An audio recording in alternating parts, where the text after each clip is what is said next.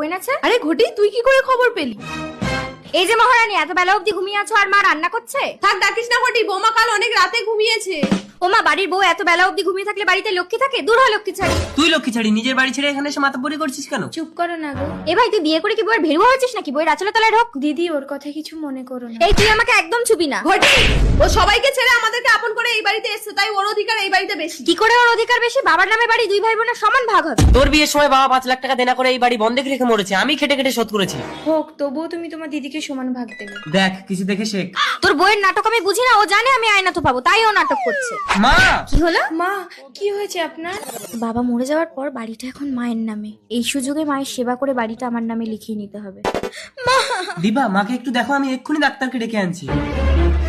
এই তো সত্য, আমার মাকে একদম ছুবি না।